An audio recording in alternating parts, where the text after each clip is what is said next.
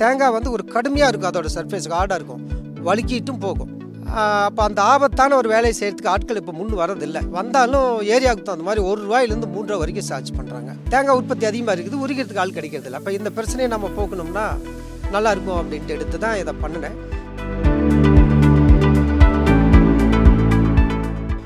யார் வேணாலும் ஆப்ரேட் பண்ணுற மாதிரி பண்ணியிருக்கேன். லேடிஸும் இதை ஆப்ரேட் பண்ணலாம். மணிக்கு 1300 காய் வரைக்கும் உரிக்கும். எடுத்து போகிற வேகத்தை பொறுத்து இருக்குது. 1300 காய் வரைக்கும் உரிக்கலாம். குறைஞ்சது ஒரு 80% எஃபிஷியன்சி போட்டால் கூட ஒரு 1000 காய் உரிக்கலாங்க. ஆரம்பத்தில் ஒரு கொஞ்சம் பெரிய மிஷினாக பண்ண 500 கிலோ, மார்க்கெட்டில் 2 டன் இருக்கிற மிஷின் தான் இருக்குது. நான் 500 கிலோ பண்ணேன். அதுவே ஏற்றி இறக்க கஷ்டமாக இருந்தது. இப்போ இது சின்னதாக பண்ணியிருக்கேன். இதோட வெயிட் 200 கிலோ தான். குருமியோடையும் உரிக்கும், குருமி இல்லாமல் உரிக்கும். அதை சேஞ்ச் பண்ணுறதுக்கு உங்களுக்கு 1 minute கூட டைம் ஆகும். கோவை காளப்பட்டியைச் சேர்ந்த mechanical engineer Shanmugan Boss Machinery என்ற பெயரில் வேளாண் இயந்திரங்கள் தயாரிக்கும் ஸ்டார்ட் அப் நிறுவனம் நடத்துகிறார். இவர் புதிதாக தேங்காய் மட்டை உரிக்கும் இயந்திரம் உருவாக்கியுள்ளார். 2-3 HP மோட்டாரில் இயங்கும் இந்த மெஷின் எங்கு வேண்டுமானாலும் எடுத்துச் செல்ல முடியும். பெண்களும் எளிதாக இயக்கலாம். தேங்காய் உரிப்பதற்கான செலவு, பராமரிப்பு செலவு மிக குறைவு என்பதால் விவசாயிகளுக்கு இது லாபகரமானதாக இருக்கும் என்கிறார் சண்முகன். சேலம் மேட்டூர் டேம் தான் என்னோட சொந்த ஊர். விவசாய குடும்பத்தை சேர்ந்தவன். எங்கள் அப்பா ஒரு விவசாயி, நான் ஒரு mechanical engineer, MBA executive management. என் பையன் ஒரு மருத்துவர்னு வைங்களேன், இப்போது எய்ம்ஸில் MD படிச்சுட்ருக்காரு. எல்லோரும் இப்படி வந்துட்டால் விவசாயத்தை யார் பார்க்குறது அப்படிங்கிற ஒரு குற்ற உணர்வு எங்குள்ளே இருந்துக்கிட்டு இருந்தது. ஸோ ஒரு 32 வருஷம் பல கம்பெனியில் அனுபவம். நாம் ஏன் ஒரு சொந்தமாக பிஸ்னஸ் ஆரம்பிக்கிறோன்னு நினைக்கிறப்போ விவசாயத்தில் ஏதாவது பண்ணுவோம், விவசாய கருவிகள் பண்ணுவோம். ஏன் அப்படின்னா ஸ்டாட்டிஸ்டிக்ஸ் என்ன சொல்லுது அப்படின்னா, அடுத்து ஒரு 25 வருஷத்தில் நம்ம இப்போ இருக்கிற மக்கள் தொகையில் பாதி பேருக்கு சாப்பாடு கிடைக்காது அப்படின்னு ஸ்டாட்டிஸ்டிக்ஸ் சொல்லுது. அப்போது நம்மளோட பங்களிப்பு என்ன, அதை ஓவர் கம் பண்ணுறதுக்கு நம்மளோட பங்களிப்பு என்ன அப்படின்னு பார்க்குறப்போ, சரி இந்த தேங்காய் மட்டை உரிக்கிற மிஷின் நம்ம பண்ணலாம் அப்படின்னு முடிவு பண்ணோம். எதனால் அப்படின்னா, எல்லா இடத்துலையும் சவுத் இந்தியா ஃபுல்லாக தென்னை மரம். இந்தியாவோட மொத்த உற்பத்தியில் 80-90% வந்து south India, Tamil Nadu, Karnataka, Kerala, Andhra 4 state மட்டுமே பண்ணுறாங்க. வேர்ல்டு லெவலில் இந்தியா வந்து 4th place இன் கோகனட் பாப்புலேஷனுங்க. ஆனால் அந்த மட்டையை உரிக்கிறதுக்கு ஆள் கிடைக்கிறது இல்லைங்க. அந்த தொழில் செஞ்சவங்கள்லாம் அடுத்தடுத்த லெவலுக்கு போயிட்டாங்க. அப்போ அந்த தொழிலும் நலிவடைஞ்சு வருது. அப்போது விவசாயிகள் படும் கஷ்டம் வந்து பெரும் கஷ்டமாக இருக்குது. அவங்களுக்கு நம்ம ஏதாவது பண்ணால், இந்த மாதிரி விவசாய கருவிகள் நிறையா பண்ணணுன்னு வந்தேன்.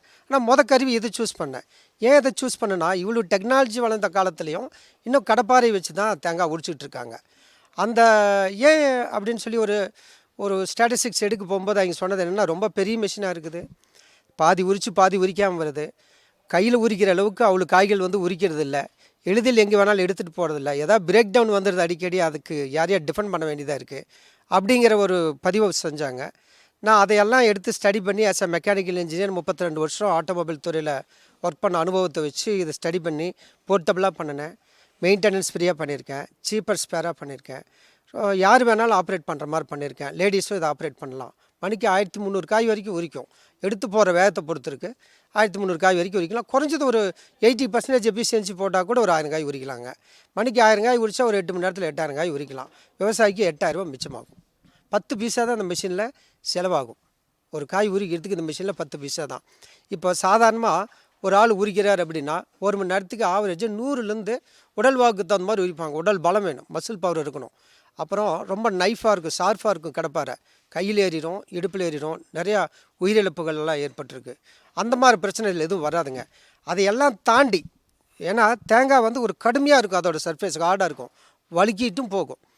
ஸோ அப்போ அந்த ஆபத்தான ஒரு வேலையை செய்கிறதுக்கு ஆட்கள் இப்போ முன் வரதில்லை. வந்தாலும் ஏரியாவுக்கு தகுந்த மாதிரி ₹1 to 3 வரைக்கும் சார்ஜ் பண்ணுறாங்க. அது அவங்களோட தப்பு இல்லை, ஏன்னா ஆட்கள் கிடைக்கிறதில்ல. தேங்காய் உற்பத்தி அதிகமாக இருக்குது, உரிக்கிறதுக்கு ஆள் கிடைக்கிறதில்ல. அப்போ இந்த பிரச்சனையை நம்ம போக்கணும்னா நல்லாயிருக்கும் அப்படின்ட்டு எடுத்து தான் இதை பண்ணினேன். ஏன் மிஷினில் நிமிஷத்துக்கு 22 காய் உரிக்கும். மணிக்கு 1300 காய் வரைக்கும் உரிக்கலாம். நீங்கள் 10-15 வருஷம் அந்த மிஷின் வந்து லைஃப் வரும். ரப்பர் மட்டும் நீங்கள் அப்பப்போ ஒரு 50,000 to 1,00,000 காய்க்கு ஒருக்கா மாற்ற வேண்டியது வரும். அதுக்கு நீங்கள் என்ன டிஃபெண்ட் பண்ண தேவையில்ல. ரப்பர் நான் அமுச்சு வச்சுருவேன். இதுக்குன்னே பிரத்யேகமாக செய்யப்பட்ட ரப்பரு. அதை வந்து பேட்டன்ட் வாங்கியிருக்கோம். இந்த மிஷினை உள்ளுக்கிற எல்லா ஃபங்க்ஷனல் பார்ட்டும் பேட்டன்ட் வாங்கி பதிவு பண்ணியிருக்கோம். குளோபல் பேட்டன்ட்டும் PCT அப்ளிகேஷன் ஃபைல் பண்ணியிருக்கோம். எல்லா நாட்டுக்கும். ஏன்னா நான் ஏற்றுமதி பண்ணுறேன், இந்தோனேஷியா பண்ணுறேன், பிலிப்பைன்ஸ் பண்ணுறேன், மலேசியா பண்ணுறேன், பல நாடுகளுக்கு பண்ணிட்டு இருக்கு. USA எல்லாம் ஃப்ளோரிடா மாகாணத்தில் இங்கேருந்து நம்ம நாட்டிலேருந்து அங்கே போனவங்கெல்லாம் வாங்கி அழகாக பயன்படுத்துகிறாங்க. அதனால் சின்ன விவசாயிங்களுக்கு இதாகும், பெரிய விவசாயிகளும் பயன்படுத்தலாம். ஹோட்டல் கடை வச்சு நடத்துகிற பிரபல ஹோட்டல் கம்பெனியெல்லாம் வாங்கியிருக்காங்க. ஏன் காலேஜஸ் எல்லாம் வாங்கியிருக்காங்க. சென்னையில் இருக்கிற காலேஜ், கோயம்புத்தூர் இருக்கிற காலேஜ், இங்கே ஹாஸ்டலில் டெய்லி கேன்டீன்களுக்கு தேங்காய் உரிக்கிறதுக்கு, ஸ்வீட் கடைகளில் பெரிய பெரிய ஹோட்டல்கள் வாங்கியிருக்காங்க. வியாபாரிகளும் வாங்கியிருக்காங்க. தென்னை விவசாயிகளும் வாங்கியிருக்காங்க. இன்னும் நிறையா என்கொயரி வந்துக்கிட்டே இருக்குது. டெய்லியும் நிறையா என்கொயரி. கொஞ்சம் சந்தோஷமாக இருக்குது. ரொம்ப ஆரம்பத்தில் ஒரு கொஞ்சம் பெரிய மிஷினாக பண்ண 500 கிலோ, மார்க்கெட்டில் 2 டன் இருக்கிற மிஷின் தான் இருக்குது. நான் 500 கிலோ பண்ணேன். அதுவே ஏற்றி இறக்க கஷ்டமாக இருந்தது. இப்போ இதை சின்னதாக பண்ணியிருக்கேன். இதோட வெயிட் 200 கிலோ தான். குடுமியோடையும் உரிக்கும், குடுமி இல்லாமல் உரிக்கும்.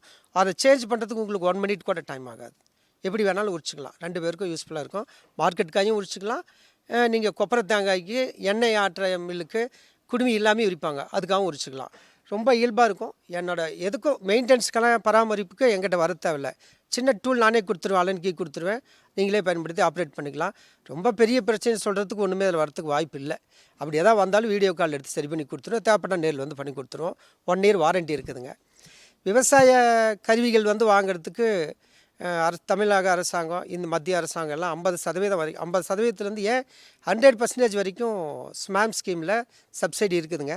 அதுக்கும் நான் அப்ளை பண்ணிட்டேன். அதுக்குண்டான டிடியெல்லாம் எடுத்து நம்மளோட வேளாண் கருவிகள் மையத்தில், என்ஜினியரிங் மையத்தில் வந்து சப்மிட் பண்ணிவிட்டேன். ஒரு 1 or 2 டேஸில் அப்லோட் ஆயிரும். இதுக்கு மத்திய அரசாங்கம், மாநில அரசாங்கத்தோட சப்போர்ட் வேணும்.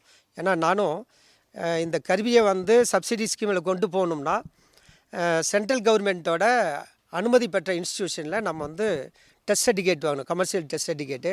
அதுக்கு 1,83,000 ஃபீஸ் கட்டி அதுக்கு முறையான டெஸ்டிங் எல்லாம் அதிகாரிங்க முன்னையில் காமிச்சு 24 மணி நேரம் ஓட்டி காமிச்சு சர்டிஃபிகேட் வாங்கியிருக்கேன்.